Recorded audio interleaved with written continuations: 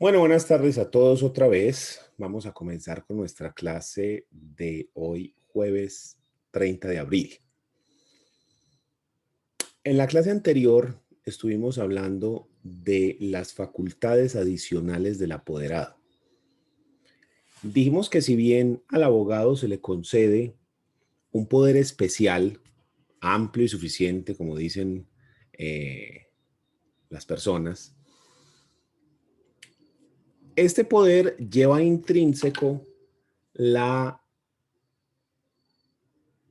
facultad de representar al cliente dentro del proceso, de ejercer esa representación legal que implica la presentación de la demanda, la presentación de la contestación, la presentación de la reconvención, pedir recursos, intervenir en la audiencia, realizar unos alegatos de conclusión y todos los demás que se realizan ahí dentro del proceso.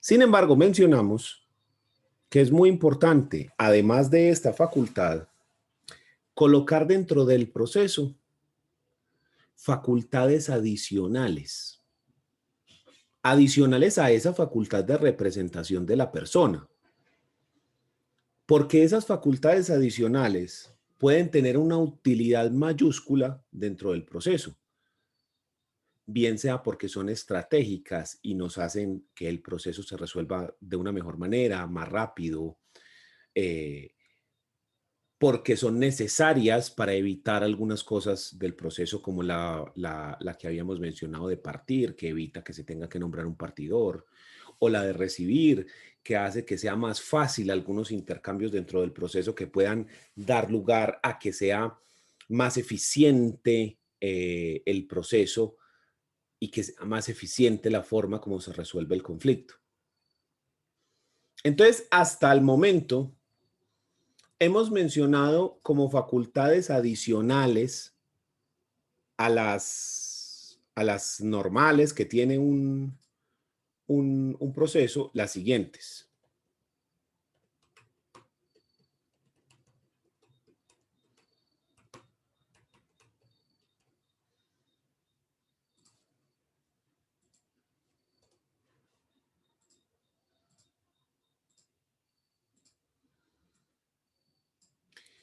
Primero mencionamos la facultad de conciliar, luego mencionamos la facultad de transigir, luego mencionamos la facultad de conciliar, transigir, después mencionamos la facultad de partir,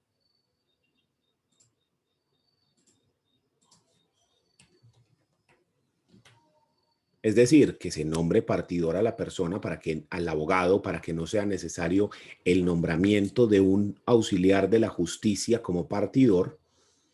Después mencionamos la facultad de allanarse, facultad estratégica, que en algunos casos será necesario el allanamiento, y les mencioné un ejemplo un ejemplo práctico que nos ocurrió dentro de la oficina, que esta facultad fue la diferencia entre un proceso que incluso hoy se podría todavía seguir tramitando y que gracias a eso se pudo hacer de una manera más rápida. Y por último, mencionamos la facultad de recibir. Otra facultad de orden estratégico, que lo que permite es que el abogado pueda recibir a modo de intermediario bienes o dinero para su cliente. Pero a modo de intermediario no quiere decir que el abogado se va a apoderar de esos bienes, no, sino que recibe como intermediario, lo cual va a facilitar algunos intercambios dentro del proceso, y también les puse algunos ejemplos al respecto. Otra facultad importante, así como tuvimos la de allanarse cuando el abogado representa al demandado,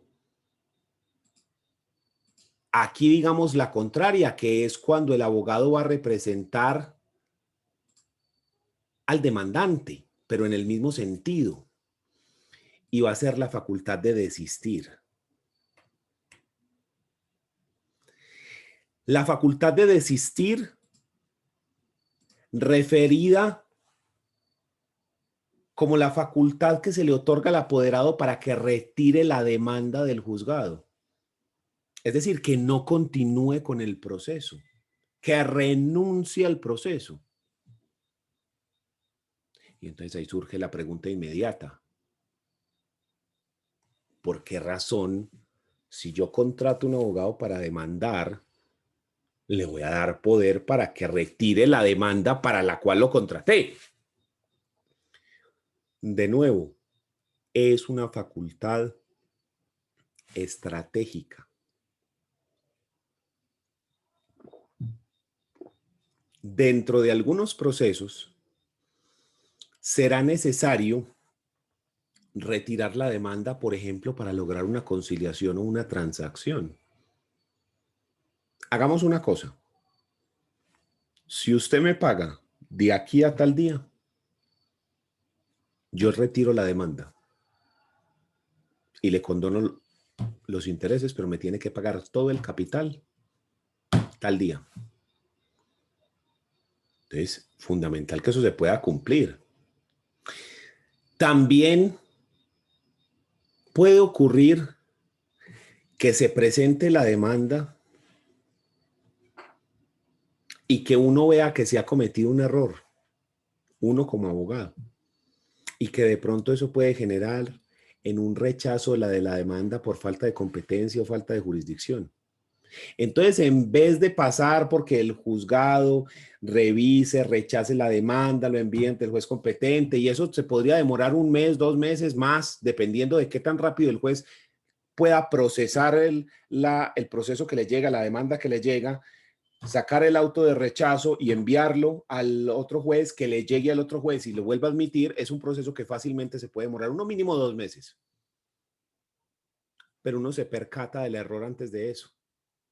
Pues fácil, que uno pueda coger, retirar la demanda, organizar y presentarlo donde el que sí es. Porque al fin y al cabo somos seres humanos y pueden cometerse errores. Entonces también es una forma de resolver fácil. Entonces, no solo como facultad estratégica en el sentido de que se pudiera llegar a hacer una negociación, una conciliación, una transacción, etcétera, sino también la facultad de retirar la demanda para cosas como lo que les digo, corregir un error dado en un momento que lo que haga es facilitar el trámite del proceso. Y muchas veces se utiliza incluso la demanda como estrategia de negociación. Yo no soy tan amigo, pero es una práctica recurrente. Es decir, yo genero una demanda muy fuerte donde pido una cantidad de cosas y presento una cantidad de pruebas. Todo esto con la finalidad de obligar a que la otra persona se siente a negociar. Porque como tiene una demanda tan jodida en contra, la persona más fácil dice, no, no, vengan, negociemos porque ya veo que la cosa se puso color de hormiga. Venga a ver, yo escucho qué es lo que usted tiene que decir. Entonces es muy importante esta clase de facultades porque esto nos va a permitir a nosotros, como ya les decía, retirar la demanda en caso de que ocurra alguna cosa.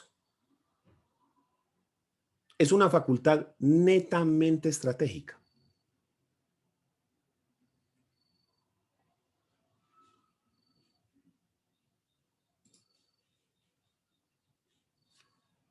Siguiente facultad adicional, también estratégica y también de mucha utilidad.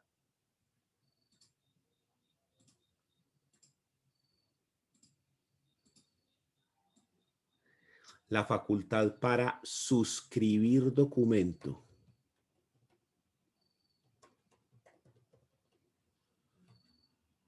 a nombre del cliente. ¿A qué nos referimos con esto? de que yo pueda firmar un contrato, una escritura pública, cualquier actuación a nombre de mi cliente. Por ejemplo, dentro de la transacción firmada, se dijo que se va a dar en pago un vehículo o un apartamento o una casa o una finca o cualquier bien. Entonces, que usted pueda, en caso de que el cliente no pueda, hombre, porque está en otro país, porque está enfermo, porque por cualquier circunstancia no pueda firmar la escritura pública de dación en pago o el contrato de compraventa o el contrato de cesión de derecho o cualquier circunstancia de estas. Hombre, que es que la persona está por fuera del país, que la persona está enfermo, que cualquier circunstancia de esas, entonces que uno pueda firmar a nombre del cliente y de esa manera dar cumplimiento a lo que se decidió en el proceso, lo que se acordó en la conciliación o en la transacción, incluso las mismas obligaciones que se adquieren con la sentencia.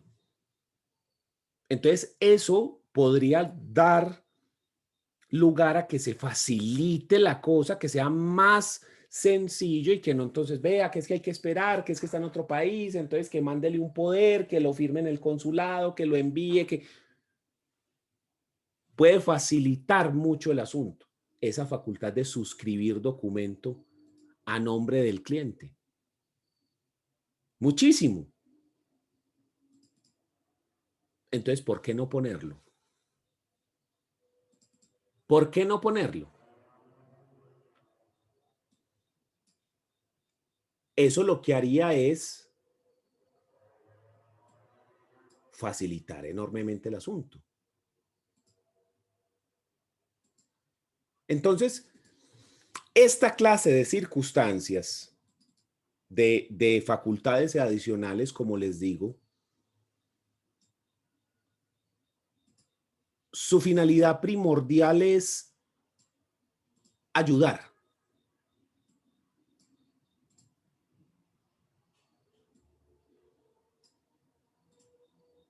Su finalidad primordial es facilitar nuestro trabajo, que efectivamente podamos dar una respuesta eficaz y eficiente al cliente que nos contrató, ¿cierto? Les voy a mostrar un ejemplo de un contrato para permiso de salida del país de menor de edad judicial que yo realicé.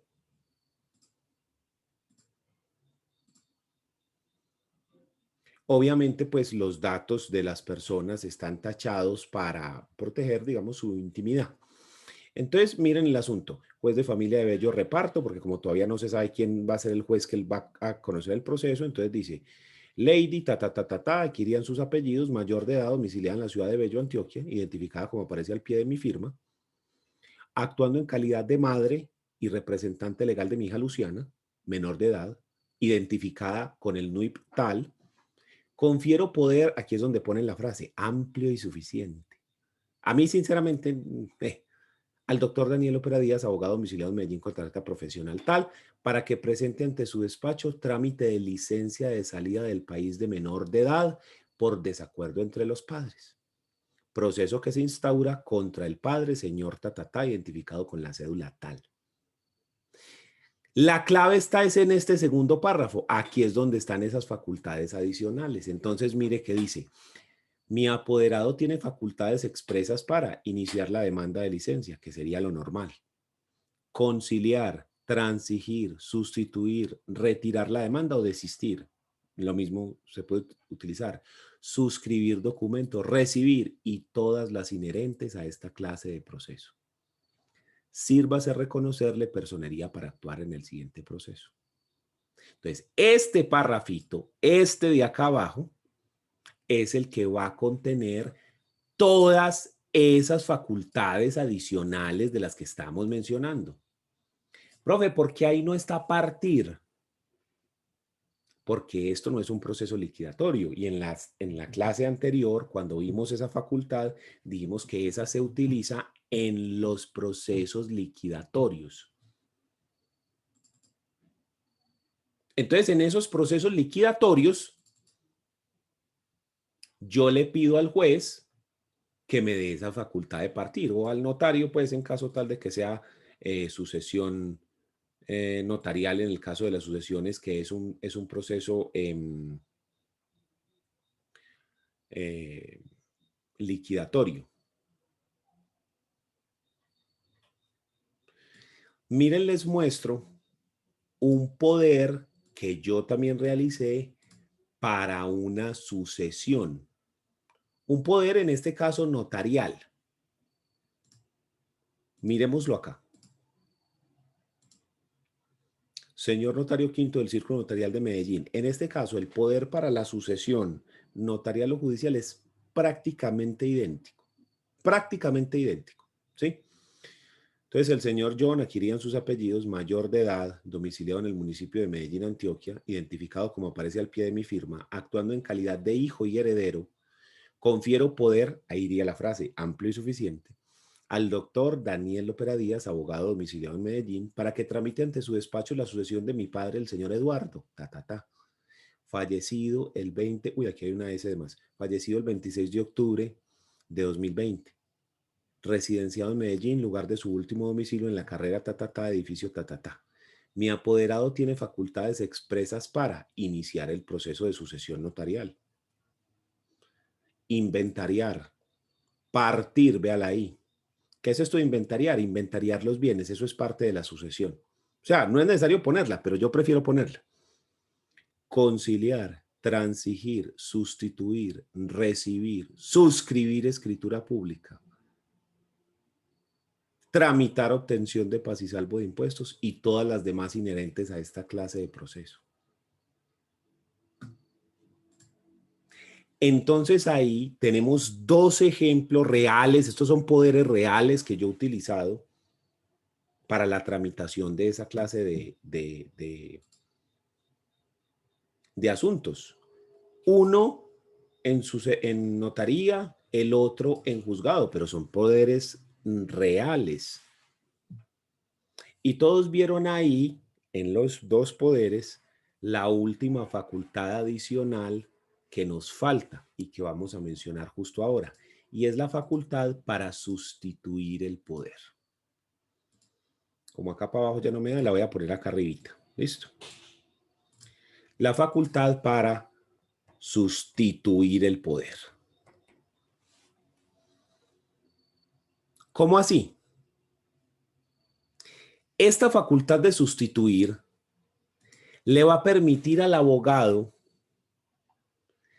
tener la facultad de sustituirlo, de darle, de pasarle, de delegarle ese poder a otro abogado, entregarle la representación del cliente a otro abogado sin la necesidad de que el cliente otorgue un nuevo poder. Y como por qué yo necesito esta facultad. Esta facultad es una facultad de respaldo por si sucede algo. Porque al tener la facultad de sustituir, si yo trabajo en una oficina o si tengo un compañero, un amigo, un familiar, abogado con el cual yo trabajo o contrato a otra persona, si en algún momento yo no pudiera asistir a una audiencia, si en algún momento yo no pudiera realizar alguna diligencia por un caso de fuerza mayor, porque estoy en otro proceso, porque hay un viaje, en fin, por alguna circunstancia que usted no pueda realizar alguna de las actividades propias del proceso, uno le puede sustituir a ese compañero, que esa persona vaya y que no se pierda o que no vayan a sancionarlo a uno por la inasistencia a una audiencia. Porque si usted mira las sanciones que hay, por ejemplo, por la inasistencia a la audiencia inicial en los procesos declarativos, son unas sanciones gravísimas. Ahí tenemos sanciones de 3 tipos. Cuando usted no asiste a la audiencia inicial de manera injustificada, pues. Esto es tema de procesal civil general y procesal civil especial, pero se los pongo acá para que vean la importancia del asunto. Si usted no asiste, si una parte o el apoderado no asisten, se pueden someter a estas 3 sanciones. La primera es una sanción procesal. Y es que si falta una sola de las partes, la audiencia se celebra con uno solo. Y entonces usted dice, ¿por qué eso es una sanción? Porque la audiencia sigue y ese man hace lo que le da la gana, presenta las pruebas que le da la gana, dice lo que sea. ¿Y quién está ahí para decirle que no? ¿Quién está ahí para hacerle el contrapeso? Se comió de cuento al juez y ganó el proceso básicamente. Entonces, quiere decir que vos no estás ejerciendo tu derecho de contradicción, que la ley te dio la oportunidad de ser escuchado en juicio y vos lo desechaste. Gravísimo. ¿Qué más? Si son las 2 partes las que faltan, se declara terminado el proceso como una especie de mutuo disenso tácito. A ninguno de los dos le interesa este cuento. Entonces, ¿sabe qué? Se terminó el proceso por un desistimiento tácito. Ah, ¿qué tal esa? Pero no se acaba ahí el asunto. Además de esa, tiene una sanción probatoria. Y es que si el que falta es el demandante, se presumen ciertos los hechos que dan fundamento a las excepciones. Básicamente ganó el demandado. Y si el que falta es el demandado, se presumen ciertos los hechos que dan fundamento a la demanda. O sea que básicamente ganó el demandante. Gravísimo también. O sea, no solo tiene usted la ventaja con que la audiencia se realiza, sino que se presumen ciertos los hechos. Básicamente no hay ni que probar. El juez, mejor dicho, se tira a dar sentencia de una vez. Gravísimo. Y por si eso no fuera poco, hay una sanción económica de 5 salarios mínimos legales mensuales vigentes, que a día de hoy ascienden a la suma de 4.542.630 pesos. Entonces, a usted le toca pagarle a la contraparte esa suma. Perdón, pagar esa multa. Y si es el abogado, además de esas 3, tiene una sanción disciplinaria por una falta a la profesión, que puede dar lugar que le suspendan la tarjeta o que se la cancelen de plano si la falta es muy grave o reiterada. En cambio, vos no podés ir a la audiencia, pero le sustituís el poder al compañero de oficina, a la persona que trabaja con vos, incluso un abogado que uno contrate, externo. Y de esa manera, al menos se garantiza que no hay lugar a las sanciones. Incluso esto es muy común con las empresas grandes de abogados, las firmas gigantes de abogados. Entonces usted va a contratar a Abelardo de la Espriella, por decir algo. Y entonces usted se reúne con Abelardo y y firma el contrato y toda la cosa. Y resulta que en el poder no aparece él, aparecen son abogados de la empresa de él. O con Díaz Granados o con cualquier otro, sí. O sea, lo menciono a él porque pues es una persona conocida. Más allá de que a unas personas les guste, a otros no les guste, eso no es lo que estamos diciendo. Lo que estamos diciendo es que son empresas de abogados grandes que contratan con una cabeza que es, digamos, el que vende, el que pone el nombre, el dueño del aviso. Y cuando van a ver mentiras, resulta que quien comparece a las audiencias, la persona que está ahí pendiente, no es él, sino que es otro abogado que trabaja en la firma. ¿Por qué razón puede pasar eso? Porque el abogado pone la facultad de sustituir y le puede entregar ese poder, lo puede sustituir en otro abogado. ¿Sí? Eso hay que explicárselo al cliente por qué razón está la facultad, porque si no el cliente se va a emberracar y va a decir, un momentico, es que yo contraté a Pedro, no Juan. Pero entonces hay que explicarle, ve, yo pongo esta facultad aquí porque si por alguna razón yo no puedo asistir a la audiencia por estas y estas cosas, entonces lo sustituyo. Y en esas empresas grandes, lo que le dicen a la persona es, vea, yo participo en la audiencia tal y en la tal, pero en las otras cosas y diligencias que haya del proceso se manda un abogado aparte. Y usted ahí ya sabe cómo es el maní. Ya la persona va preparado psicológicamente que si aparece otro abogado diciendo que es el apoderado, pues es por esto, porque ha surgido una sustitución de poder. Y asimismo se puede volver a sustituir y usted reasume las funciones que había dejado de lado. Se puede sustituir para una sola diligencia o se puede sustituir para todo el proceso, sustituir de manera indefinida. El más común es que se sustituye para una sola actuación. Entonces usted lo que sí debía hacer es redactar un memorial al juzgado de sustitución del poder.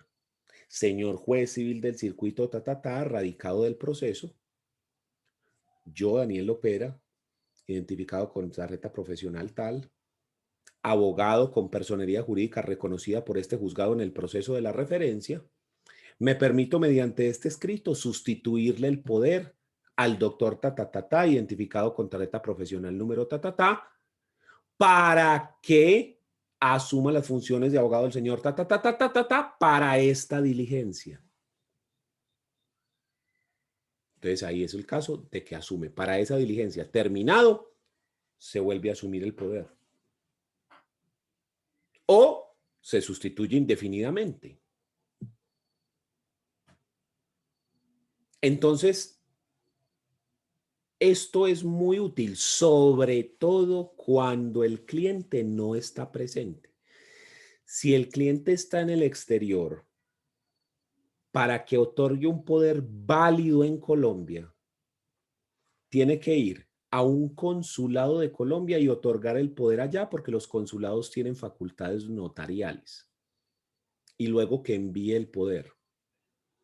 O que vaya a una notaría del país, otorgue el poder en esa notaría, le pongan el apostille y si está en otro idioma que se envía hasta acá, se traduzca por un traductor oficial y se presente el original, la traducción con apostille. Apostille es un sello que se le pone, que hace parte de unos tratados internacionales para darle validez a documentos internacionalmente.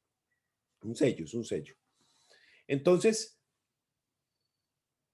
imagínese la cantidad de vueltas para que una persona que vive en el exterior otorgue un poder y usted le dice, mañana es la audiencia, yo no puedo ir, estoy incapacitado con COVID.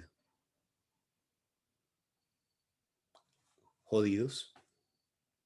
Entonces toca mandar la solicitud de que se aplace la audiencia. Ay, pero yo no necesitaba que esa audiencia se hiciera, eso para que lo vayan a aplazar más, como se ha demorado este. Muy fácil. Si había la facultad de sustituir, se le va a sustituir a tal persona que me va a reemplazar por esta audiencia y sale. Y se hizo la cosa y ya.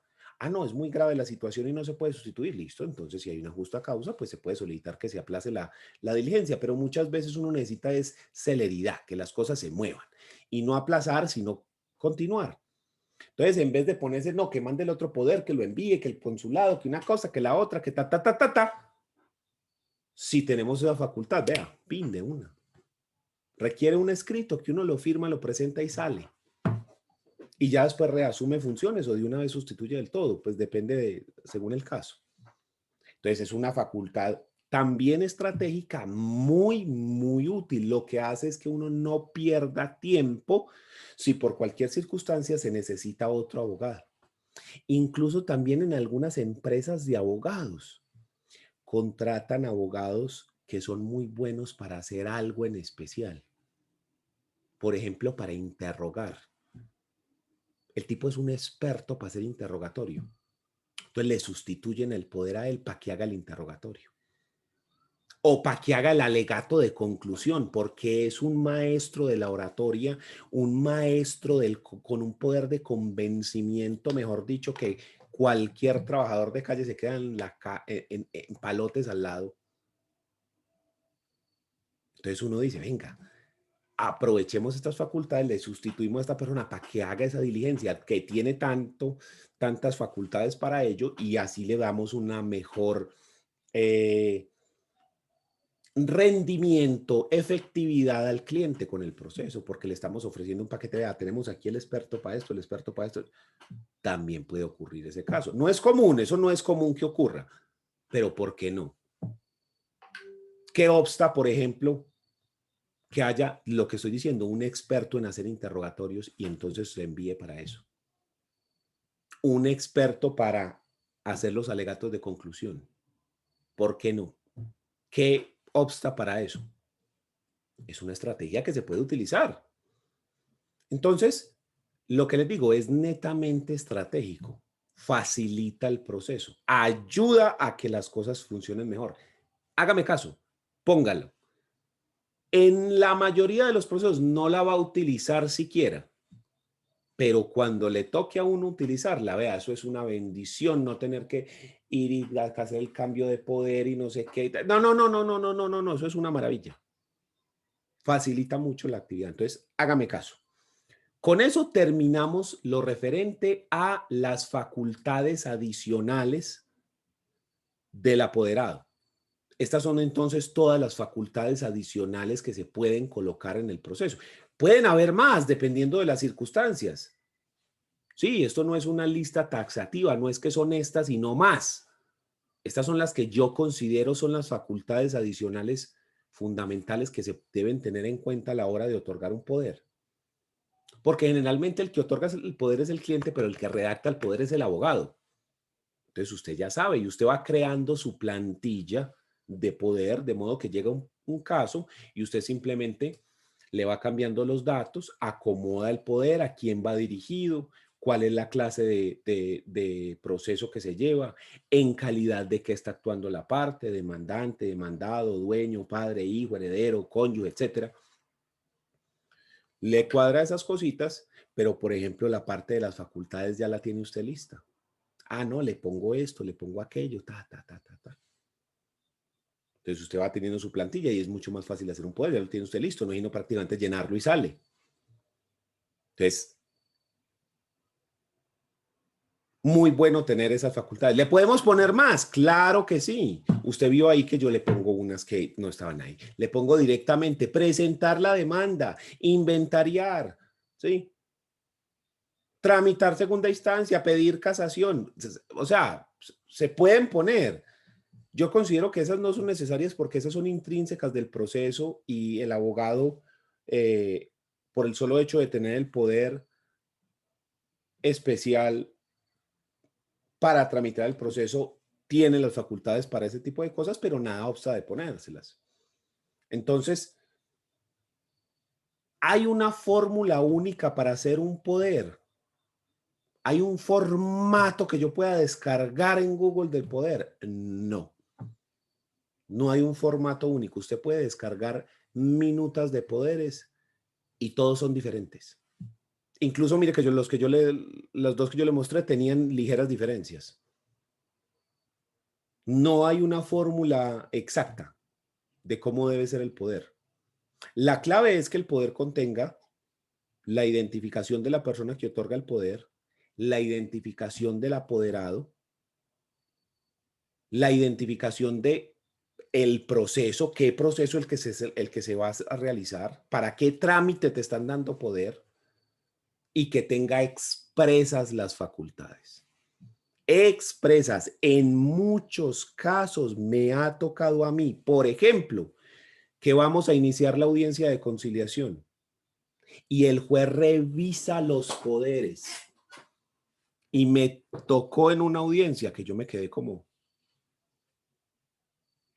doctor, no a mí, al otro. Usted no tiene facultad para conciliar, me hace el favor y se retira del juzgado. O le va a otorgar poder aquí inmediatamente. Mire la vergüenza ahí. Y donde el cliente no pueda ir a esa audiencia, ¿qué?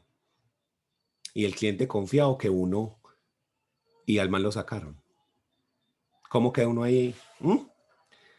La otra que me ha pasado, la de partir. Estamos de mutuo acuerdo los dos en un divorcio, una sucesión, en una liquidación de sociedad conyugal y en sucesiones. Estamos de acuerdo, vos te quedas con esto, yo me quedo con aquello. ¿Sí? Ya sabemos que no vamos a solicitar que se nombre partidor porque es un gasto innecesario, como lo que les conté la sesión anterior. Entonces, se manda el memorial. Señor juez, conforme al poder que nos fue conferido, solicitamos que nos nombre partidor. Y el juez llega y dice, un momento, doctor Daniel, usted tiene poder para ser partidor, pero el doctor fulano no tiene. Y uno, no seas hijo de madre. Entonces, ¿qué? Lo nombran solamente a uno partidor. Por uno queda más bien que un berraco. El otro queda, ¿qué? Ahí como un zapato, jodido. Y a lo que haga uno porque actúa pues dentro de la buena fe y dentro de la lealtad procesal. Pero mire ese tipo de cosas.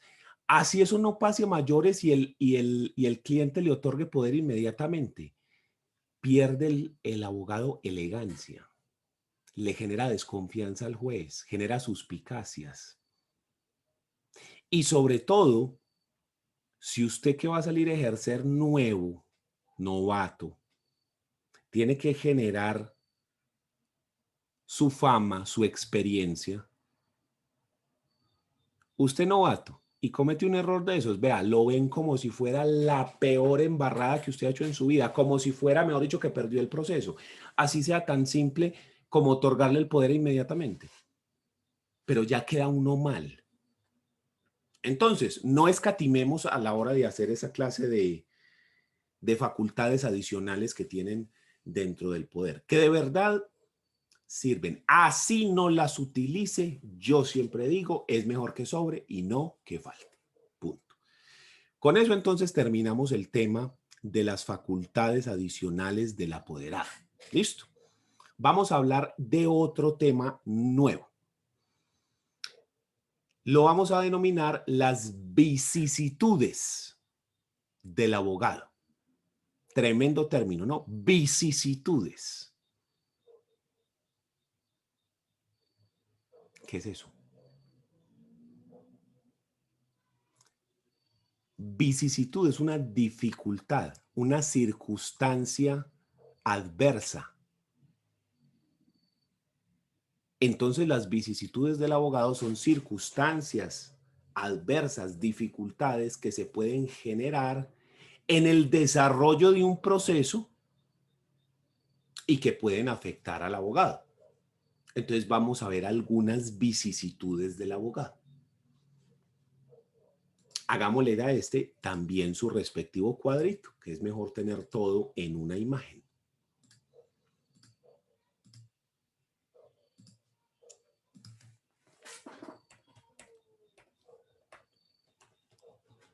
No, espérese que eso no escribí así. Me genera ahí duda ahí es CS. Ya, es al revés. Yo sí dije, eso está mal. Uno lo ve ahí mismo como que le dice, aquí hay algo que no cuadra. Acá. Vicisitudes. Uy, ¿por qué me puso doble? Triple C.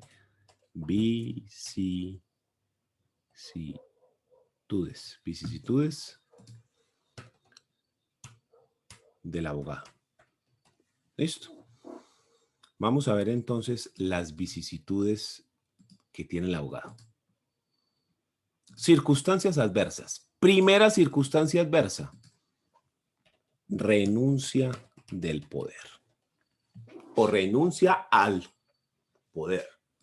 Renuncia del poder o renuncia al poder. O simplemente renuncia. Esta circunstancia se da ya que el abogado en cualquier momento puede renunciar a ser el representante jurídico de su cliente.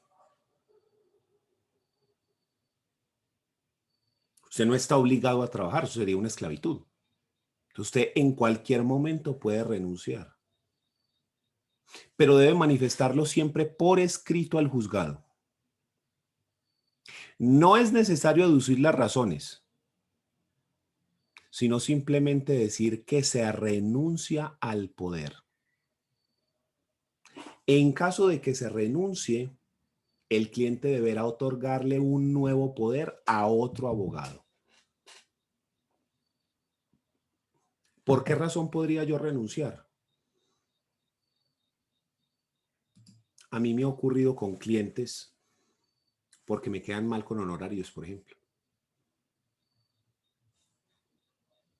En un proceso de, creo que era un divorcio, si no estoy mal, o una liquidación de sociedad conyugal, alguno de los dos. Cuadramos una suma fija. No recuerdo exactamente cuánto era. Vamos a decir 10 salarios mínimos, por decir aquí pues cualquier cosa, porque no recuerdo exacto cuánto era el monto. Y cuadramos 50-50. Entonces dijimos 50 para empezar, 50 al finalizar. Resulta que la persona tenía que presentar la demanda el día tal porque si no le prescribía o había una caducidad, mejor dicho, perdía el derecho. Entonces tenía que presentarlo el día tal. Entonces le digo yo, necesito que me consigne. Ay, que es que el cajero, que es que una cosa, que es que la otra. Y yo, si no, ojo, que eso hay que presentarlo hoy. No, sí, doctor, no, deme plazo esta mañana, mire que no sé qué, que es que se dañó, que taque. Yo por no hacerle el daño al cliente, por no joderlo, porque si no se presentaba la demanda, la persona perdía ese derecho. Entonces uno, de buena gente, dice, bueno, vamos a presentar pues la demanda y que el tipo me pague mañana, no hay problema. Porque la explicación que él me daba parecía razonable. Y me acuerdo que era un viernes, no me olvida. Presento la demanda. Llega el sábado. Fulano, ¿qué hubo entonces? No, que fue, que taque. El lunes, entonces. El martes, entonces. Hasta que el miércoles le dio un ultimátum. Usted me consigna mañana a las 8 de la mañana o renuncio al poder, le dejo tirado eso. No consignó la plata. Hasta ahí llegamos, renuncio al poder y ya usted verá. ¿Cuál fue el error? Que yo presenté la demanda o la contestación, no me acuerdo qué, la contestación, era la contestación, por eso era que era la fecha perentoria, porque el tipo tenía que contestar, si no contestaba, era eso, era la contestación. ¿Dónde está el problema? Que yo le hice una contestación más buena que un berraco. Nunca supe cómo terminó el caso, porque yo mandé la renuncia y me desentendí de eso y hasta el sol de hoy, hermano. Ahí yo perdí por, ¿qué? Iluso, confiado, lo que usted quiera. Pero yo no le quería hacer el daño al cliente. Por lo que le digo, la razón que él me dio en primera medida parecía razonable de por qué no me podía consignar justo ese día.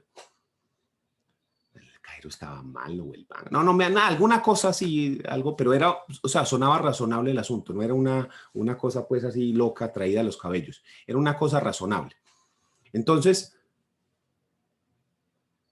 presenté la contestación con la mala suerte de que el man nunca apareció. O sea, no, el man se echó a perder, no sé qué pasó, si fue que el man me quería tumbar desde el principio o le quedaron mal con una plata. No sé qué fue lo que pasó, pero el man nunca me pegó, entonces renuncié al poder. Chao, nada más. Eso también puede ocurrir cuando hay malentendidos graves con los clientes, razón por la cual siempre hay que tratar de ser muy claro y los abogados pecamos muchísimo de eso, de no ser claros con los clientes.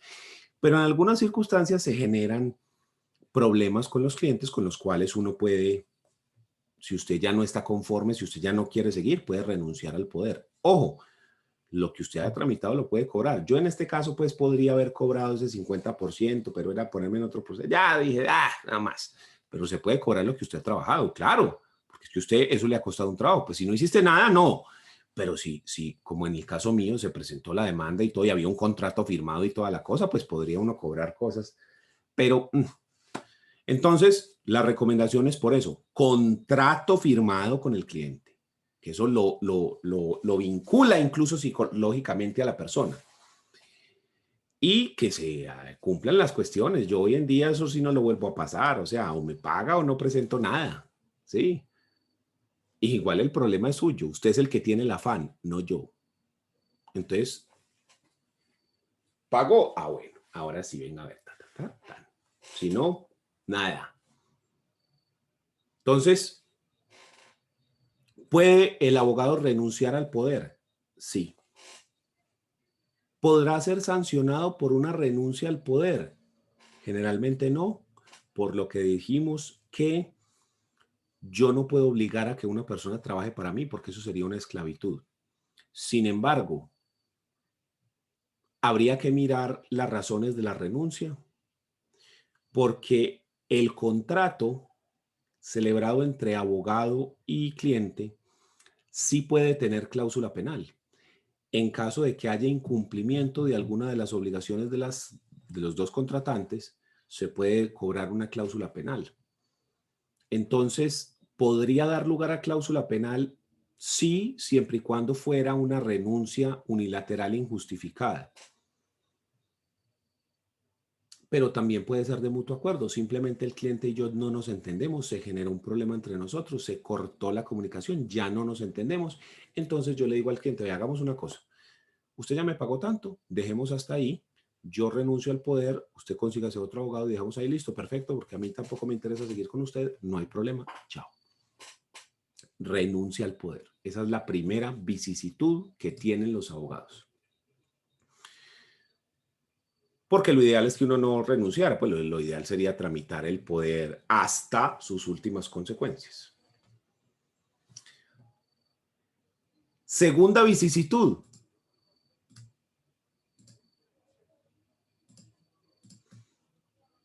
Así como el abogado puede renunciar al poder, el cliente también puede hacer lo propio, que se llama revocatoria de poder.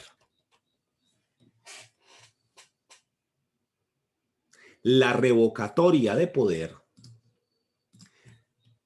se da si el cliente no está satisfecho con su representación jurídica. Entonces el cliente en cualquier momento también puede revocarle el poder al abogado. Revocar el poder que otorgó al abogado.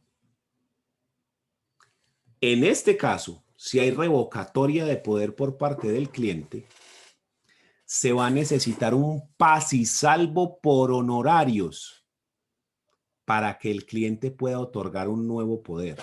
Ojo con esto que le estoy diciendo, pilas. Si el nuevo abogado recibe el poder y empieza a actuar en el proceso sin que se haya expedido paz y salvo de honorarios, ese nuevo abogado puede ser sancionado disciplinariamente por deslealtad con el compañero, por competencia desleal. Esto es para evitar que los abogados se les roben los clientes a los otros.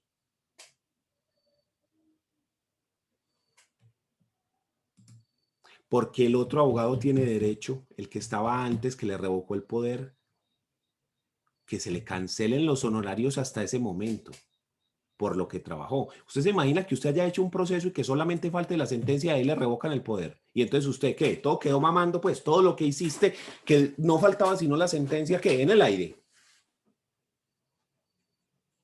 Entonces eso es. Ah, pero ¿y qué ocurre si el abogado no quiere dar ese paz y salvo? El abogado se desentendió de eso, quedó súper ofendido y no le quiere dar el paz y salvo. ¿Qué hace entonces el cliente? ¿Qué hace ese nuevo abogado? Se puede solicitar entonces ante el mismo juez al que se estaba tramitando que se abra un incidente de honorarios para que el juez suspenda el proceso y abra un mini proceso donde va a determinar cuánto es lo que el cliente le debe por honorarios a ese abogado que revocó. ¿Cuánto se le ha pagado? ¿Cuántos fue lo que se contrató? Si ya están a paz y salvo hasta ese momento, si hay lugar a un pago adicional, si se quedó debiendo algo, si el abogado tiene que devolver dinero, porque si ya le adelantaron todo y va en la mitad del proceso, pues le va a tocar devolver la mitad mínimo. ¿Sí? Entonces se puede hacer ese proceso, ese mini proceso, ese incidente de honorarios para que sea el juez quien determine cuántos son los honorarios de ese abogado que estaba tramitando con anterioridad. Y una vez cancelados esos honorarios, el mismo juez otorga el paz y salvo. Y ya sí puede asumir el nuevo abogado. Es una protección también a los abogados. Lo que le digo, para que no se estén robando los clientes unos a otros y se vuelva esto pues una plaza de mercado o peor. Entonces, ojo con ir a asumir el poder en un proceso. No, es que yo le revoqué el poder al abogado porque pasó esto, porque hizo aquello, Pídale un paz y salvo de honorarios o si no ante el juez, pídale usted un incidente de honorarios porque yo no puedo asumir sin que la persona haya otorgado el paz y salvo. Hay una forma de hacerlo más fácil, de hacer tanto la renuncia al poder como la revocatoria de poder, cuando las dos partes, abogado y cliente, están de acuerdo que ya van a romper su relación contractual, que definitivamente ellos no van a seguir trabajando juntos. Hay una forma de facilitar esto muchísimo. Y es que se ponen de acuerdo abogado y cliente y el abogado le sustituye poder al nuevo abogado. Se da simplemente una sustitución total y se le sustituye el poder. Obviamente esto tiene que ser de acuerdo, ¿sí? Tanto el abogado como el cliente están de acuerdo y definitivamente no, y entonces no es necesario ni renuncia ni revocatoria, simplemente se hace una sustitución y digamos que se hace sin que nadie se dé cuenta.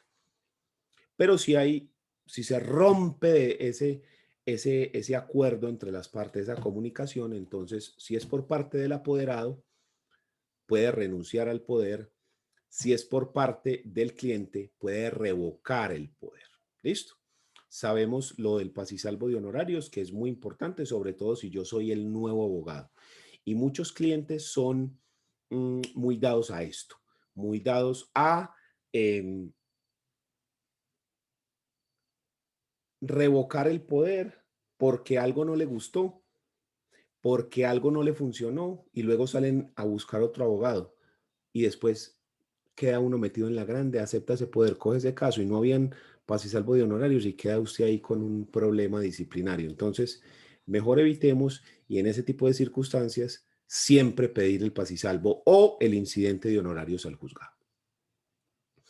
Muy bien, entonces ya llevamos dos vicisitudes, revocatoria y renuncia del poder.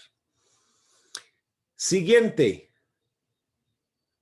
Hombre, la más triste, la más maluca de todas.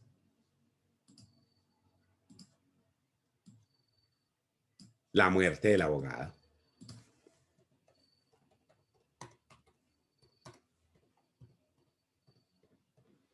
La muerte del abogado. Estaba tramitando el proceso y le dio el COVID y se lo llevó esa vaina, hermano. ¿Qué pasa ahí entonces con la muerte del abogado? En ese caso, se debe suspender el proceso previa notificación al juez. La parte puede mandar un memorial, una carta, o puede comunicarle al juez de alguna forma que su abogado ha muerto. Y se debe suspender el proceso hasta que se consiga un nuevo abogado. ¿Por qué? Porque hay que suspender, porque si no se suspende, se podría estar vulnerando el derecho de defensa de esa persona. Acuérdese que esa persona tiene derecho a defenderse, a controvertir, a ser escuchado en juicio. Pero no solo tiene derecho a defenderse y ser escuchado, sino a una defensa técnica por parte de un abogado. Y si él murió, pues entonces hay que suspender hasta que la persona encuentre un nuevo abogado. Obviamente, pues se le da un término para eso, no se va a suspender pues secula seculorum, ¿sí? Pero se debe suspender hasta que la persona consiga un nuevo abogado y de esa manera ya pueda otra vez ejercer su derecho a la defensa de manera válida, común y corriente. En este caso, también puede abrirse un incidente de regulación de honorarios y se puede dar a solicitud del cliente para determinar qué se le debía a esa persona o a solicitud de los herederos del abogado, porque los herederos sabían que su padre, su hermano, su hijo era abogado y estaba tramitando un proceso y que era un proceso bueno. Entonces pueden solicitar que se abra un incidente de honorarios para que el juez establezca hasta el momento en el que la persona tramitó el proceso cuánto se le debía de honorarios. En el caso de los herederos, pues esto pasará a la masa herencial y luego habrá que repartirse eso dentro de la sucesión. Y en el caso del cliente, porque incluso el abogado podría tener que devolver dinero. Si se le había pagado todo, la persona solamente pudo tramitar hasta la mitad, entonces debe devolver la mitad. La sucesión del abogado debe devolver la mitad. ¿Por qué razón? Porque es que si no, eso es un enriquecimiento sin causa.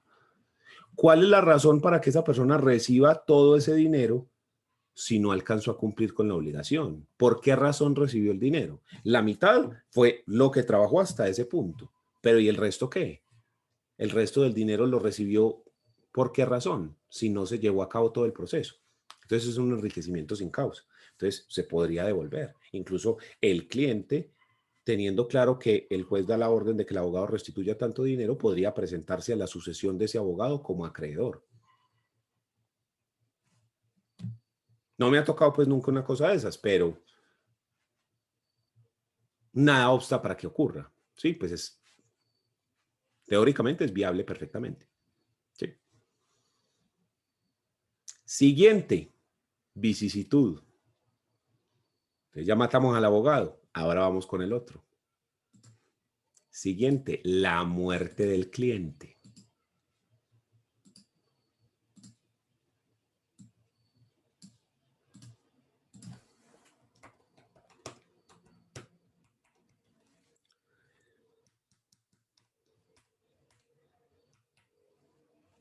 La muerte del cliente. El que muere no es el abogado, sino el cliente. En este evento no se suspende el proceso como cuando muere el abogado, sino que ocurre un fenómeno que se llama sucesión procesal. ¿Qué es el fenómeno de la sucesión procesal?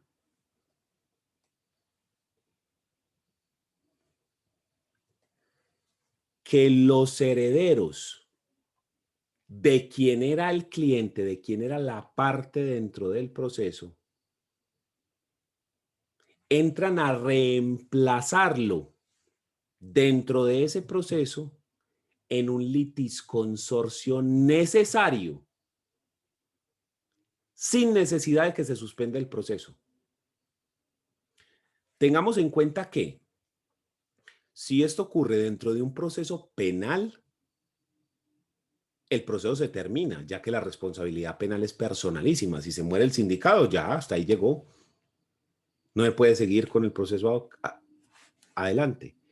Pero si esto ocurre dentro de un proceso civil, digamos, la persona fue atropellada, quedó con unas heridas, demanda en proceso de responsabilidad civil y se muere. Entonces, el que le causó los perjuicios, no necesariamente la muerte, puede haber muerto de otra cosa, pero el que causó esos perjuicios, que estaba demandado en ese proceso, ya, se salvó de eso porque se murió el... No, momentico. Los herederos pueden entrar a reclamar lo que a esa persona se le debía, y más que el proceso ya estaba en curso. Le estaba cobrando en un proceso laboral la pensión que no se le había pagado. Llegan a decir, un momentico, venga a ver que es que eso usted no la pagó y la tenía que pagar, venga a ver. Entonces lo que se hace es que los herederos, las personas llamadas a heredarlo, entran a reemplazar a esa persona en un litisconsorcio necesario. ¿Cómo así? Que todos ellos, como la decisión los afecta a todos, porque ellos están representando al que era el demandante o el que era el demandado, tienen que actuar en conjunto. Todos tienen que actuar en conjunto.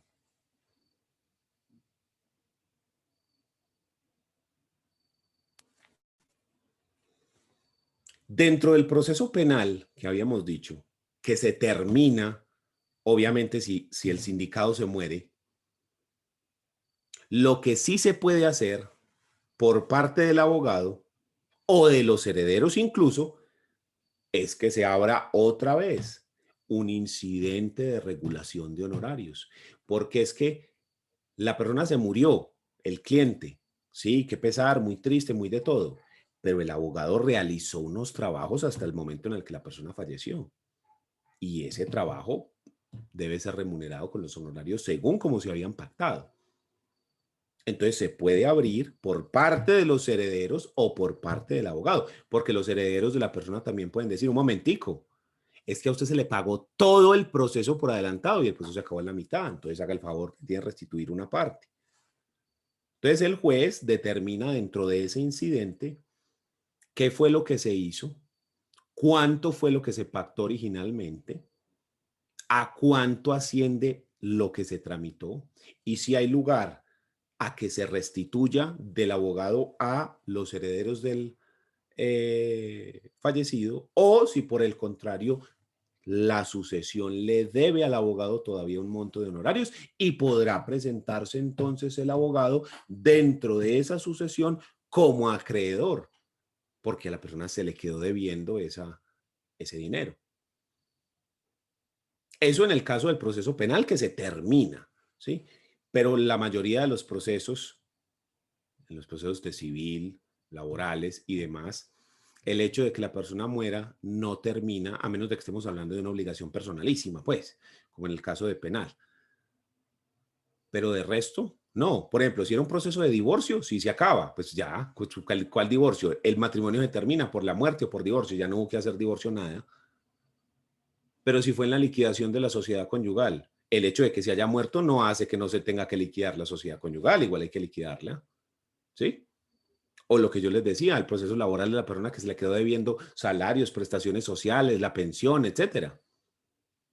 Entonces, en esos eventos, el proceso sigue, solo que los herederos de esa persona entran a sucederlo en el fenómeno que se llama sucesión procesal. Así se denomina este fenómeno. Sucesión procesal.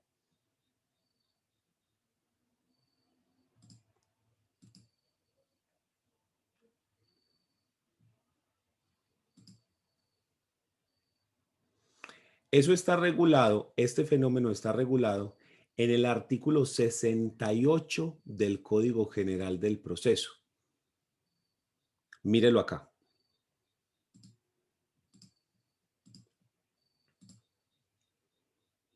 Fallecido un litigante o declarado ausente o en interdicción, el proceso continuará con el cónyuge, el albacea con tenencia de bienes, los herederos o el correspondiente curador.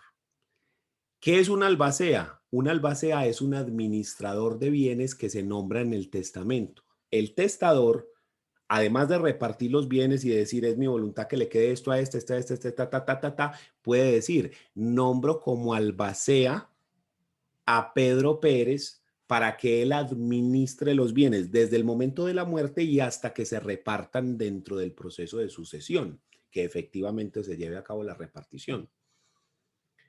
Entonces, en ese evento, ese albacea puede entrar por sucesión procesal a reemplazar a esa persona. Al fin y al cabo, él es el administrador de los bienes, entonces está actuando en nombre de la sucesión del cliente, ¿sí? Entonces, eso es un albacea testamentario. Entonces, mire que se puede actuar. El proceso continúa por medio de sucesión procesal con el cónyuge sobreviviente, el albacea con tenencia de bienes, los herederos o el correspondiente curador en caso de interdicción, aunque sabemos que la ley 1996 eliminó las interdicciones, entonces ese pedazo queda en desuso. ¿Listo? O queda derogado más bien, no en desuso, derogado, ¿sí?